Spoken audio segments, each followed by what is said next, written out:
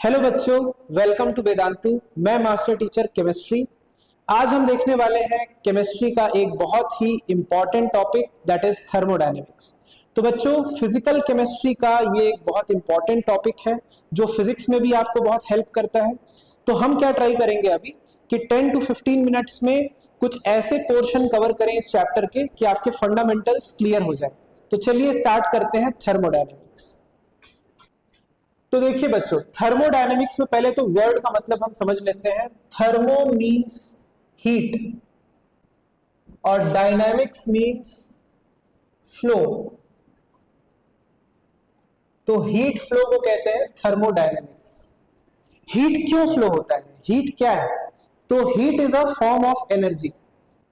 Heat is a form of energy which flows due to temperature difference. Temperature में difference होने के कारण एक एनर्जी फ्लो होती है जिससे हम कहते हैं हीट। सिंबल की अगर मैं बात करूं तो सिंबल हम लेंगे स्टूडेंट्स हीट का क्यू, स्मॉल क्यू या कैपिटल क्यू। इस सिंबल से हम डिनोट करेंगे। अच्छा, हीट फ्लो होता है ड्यू टू टेम्परेचर डिफरेंस। कहां से कहां फ्लो होता है? Means high to low temperature या लो टू हाई टेम्परेचर। तो चलिए इस पॉइंट को समझते हैं एग्जाम्पल के through. For example, there is a cup of tea. Environment का टेम्परेचर क्या है? लो। सपोज इसका टेम्परेचर है T2 and hot cup of tea, इसका टेम्परेचर है suppose T1। Obviously T1 is greater than T2। तो हीट कहां से कहां फ्लो होगा? Heat will flow from high to low temperature.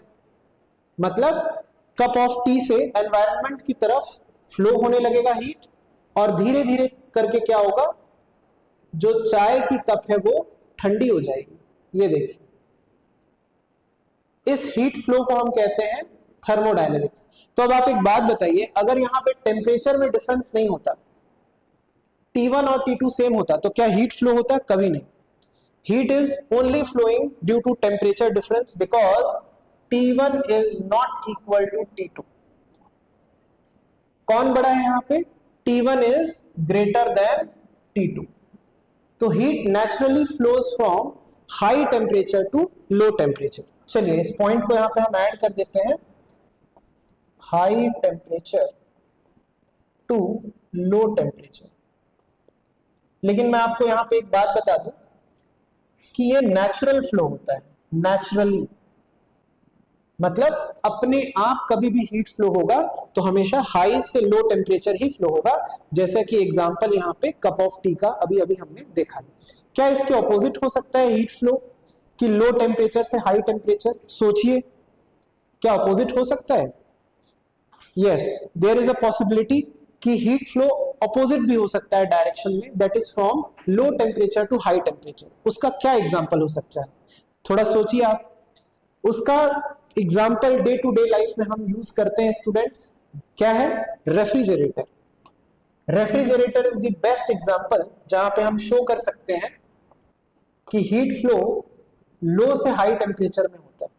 तो रेफ्रिजरेटर आप सभी के घर पे होगा, आपने देखा होगा कि रेफ्रिजरेटर के पीछे वाला, फ्रिज के पीछे वाला जो हिस्सा होता है वो काफी गर्म होता है, हाई टेम्परेचर। ये बैक साइड है, जबकि अंदर inside temperature is low, low temperature. तो अगर मैं कोई फूड आइटम फ्रिज के अंदर रखता हूं तो हम देख सकते हैं कि विद रिस्पेक्ट टू टाइम धीरे धीरे क्या होता है, ये फूड ठंडा हो जाएगा। अब आप खुद देखिए यहाँ पे, ठंडा होने का मतलब क्या है कि there is heat flow from अंदर से बाहर, means low temperature to high temperature. यही हो रहा है हीट फ्लो। तो ये तो उल्टा होगा, लो से हाई फ्लो होने लगा। लेकिन आप एक बात बताइए, क्या ये नेचुरली हो रहा है? क्या अपने आप हो रहा है? नहीं, बिल्कुल नहीं। फ्रिज को जब तक हम ऑन नहीं करेंगे ये प्रोसेस नहीं होगा, जो भी फूड आइटम उसके अंदर रखा है वो ठंडा नहीं होगा। मतलब ये हुआ कि हीट नेचुरली फ्लो होता है from high to low temperature. लेकिन अगर हम चाहते हैं कि हीट फ्लो हो लो से हाई टेम्परेचर, तो हमको उस ऑब्जेक्ट में या उस सिस्टम में क्या करना होगा? एक्सटर्नल वर्क करना होगा। Some external work is required to be done. बिना एक्सटर्नल वर्क के ये प्रोसेस नहीं हो पाएगा। ठीक है, तो थर्मोडायनेमिक्स के बेसिक प्रिंसिपल में आज हमने क्या सीखा है कि हीट नेचुरली फ्लो होता है due to temperature difference, that is from high to low temperature. उसका ये एग्जांपल था हॉट कप ऑफ टी, जो धीरे धीरे करके ठंडा होगा क्योंकि वहां पे हीट फ्लो होगा कप से एनवायरनमेंट की तरफ। लेकिन अगर हम चाहते हैं हीट फ्लो हो from low to high temperature, then some kind of external work is required to be done, जैसे एग्जांपल था रेफ्रिजरेटर। तो चलिए आगे बढ़ते हैं और थर्मोडायनेमिक्स को और थोड़ा एक्सप्लोर करते हैं। तो बच्चों, थर्मोडायनेमिक्स में तीन बहुत इंपॉर्टेंट टर्म्स होते हैं, टर्म्स रिलेटेड टू थर्मोडायनेमिक्स। सबसे पहला अभी अभी आपने देखा number 1, that is heat, symbol क्या है उसका, Q। दूसरा बहुत इंपॉर्टेंट फैक्टर होता है स्टूडेंट्स वर्क, उसके बारे में भी अभी मैंने ब्रीफ में आपको बताया था, for working of refrigerator. Work का मतलब क्या है इसको चलिए समझते हैं थोड़ा डिटेल में। Suppose there is a system, means a cylindrical container जिसमें कि एक पिस्टन लगा हुआ है। पिस्टन एक मैकेनिकल ऑब्जेक्ट है जो कि फ्लेक्सिबल वॉल प्रोवाइड करता है जिसको कि हम ऊपर नीचे मूव कर सकते हैं। This is known as piston.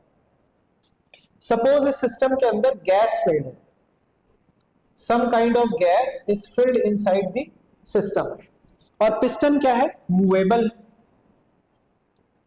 अब एक बात बताइए, क्या हम पिस्टन को कंप्रेस कर सकते हैं? बिल्कुल, इस गैस को हम कंप्रेस कर सकते हैं बाय अप्लाइंग एक्सटर्नल प्रेशर। ठीक है, इस पिस्टन का कुछ एरिया ऑफ क्रॉस सेक्शन होगा ए, और हम इसको कंप्रेस कर सकते हैं फॉर सम डिस्प्लेसमेंट एक्स। ये देखिए, सपोज मैंने इसको मूव किया और इसको यहां से यहां तक शिफ्ट कर दिया पिस्टन को, कितना डिस्प्लेसमेंट क्रिएट हुआ, एक्स। ठीक है, तो वर्क डन क्या होगा? वर्क डन का बेसिक फॉर्मूला जो हम फिजिक्स में पढ़ते हैं स्टूडेंट्स, क्या होता है, work done is equals to force into displacement. ये देखिए, तो हमने एक्सटर्नल फोर्स लगाया जिससे कि पिस्टन क्या हुआ, गैस को कंप्रेस किया, और पोजीशन जो है पिस्टन का सपोज ए से बी तक पहुंच गया। ये देखिए, अब इसका फॉर्मूला क्या होगा वर्क डन का in terms of pressure and area of cross section? तो we know force is equals to pressure into area, और एरिया इनटू डिस्प्लेसमेंट क्या होगा, चेंज इन वॉल्यूम। कि सपोज पहले जो है गैस की वॉल्यूम V1 थी, अभी देखिए इतनी रह गई है V2, तो there is change in volume of gas delta V, V2 minus V1। तो area of cross section into displacement क्या हो जाएगा, चेंज इन वॉल्यूम। तो यहां पे मैंने लिखा force is equals to pressure into area, and area of cross section into displacement change in volume. तो वर्क डन का फॉर्मूला क्या आ गया स्टूडेंट्स, वर्क डन का फॉर्मूला हो गया P डेल V। ये फॉर्मूला बहुत इंपॉर्टेंट रहेगा to apply in first law of thermodynamics, उसको देखेंगे अभी हम थोड़ी देर में। तो एक फॉर्मूला बेसिक सा वर्क डन का डिराइव होकर के आ गया। अब फर्स्ट लॉ पढ़ने से पहले कुछ साइन कन्वेंशन है जो न्यूमेरिकल में हमको अप्लाई करना पड़ता है, वो जान लेते हैं, दोनों हीट और वर्क दोनों के लिए। ठीक है, देखिए साइन कन्वेंशंस हमेशा याद रखिए, वर्क के लिए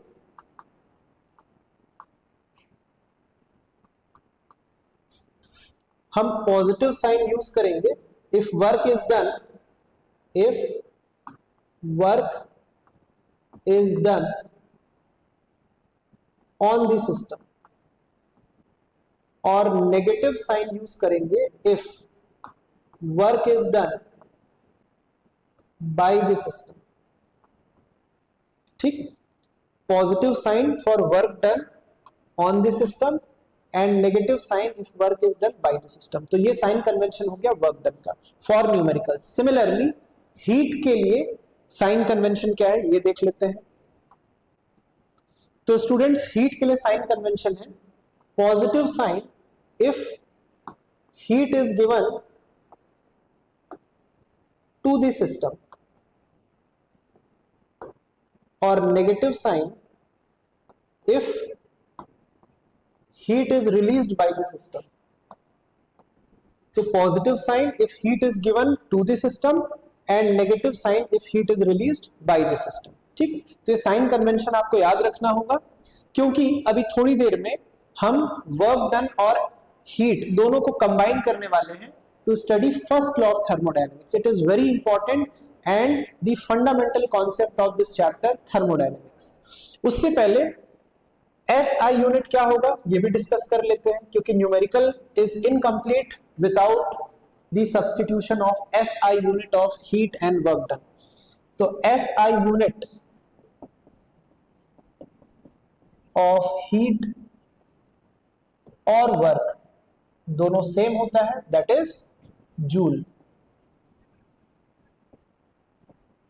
कभी कभी स्टूडेंट्स जूल के अलावा कुछ और भी यूनिट्स हैं, जैसे कि लीटर एटीएम, लीटर बार या कैलोरी, तो उसका जूल के साथ क्या रिलेशन है ये भी आपको पता होना चाहिए, तो वो मैं मेंशन कर देता हूं यहां पे. तो याद रखिए 1 calorie is equals to 4.2 joule and 1 litre atm is equals to approx 100 joule. अगर आपको ये रिलेशंस याद है तो न्यूमेरिकल में ज्यादा दिक्कत नहीं होगी यूनिट कन्वर्ट करने में. तो अभी हमने जस्ट कंप्लीट किया है concept of heat and work. अब इन दोनों को कंबाइन करके हम पढ़ने वाले हैं फर्स्ट लॉ ऑफ थर्मोडायनेमिक्स. तो चलिए आगे देखते हैं. तो students first law of thermodynamics is basically the relation between heat, work and change in internal energy. अब ये चेंज इन इंटरनल एनर्जी क्या है इसको थोड़ा स्टडी कर लेते हैं पहले. चेंज इन इंटरनल एनर्जी जिसका सिंबल होता है डेल्टा यू या फिर डेल्टा ई. तो इंटरनल एनर्जी क्या है चलिए देखते हैं. Internal energy is actually the sum of all kinds of energy possessed by the particles of any system. तो ऑल काइंड्स ऑफ एनर्जी का मतलब क्या होगा? ऑल काइंड्स ऑफ एनर्जी में आता है आपका chemical energy, kinetic energy, potential energy, magnetic energy.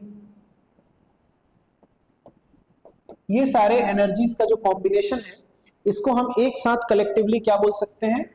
Internal energy. मतलब किसी सिस्टम में कुछ गैस है, उसके पार्टिकल्स हैं, उनके कॉन्फ़िगरेशन की वजह से जो टोटल एनर्जी उसके अंदर होगी उसको बोलेंगे इंटरनल एनर्जी.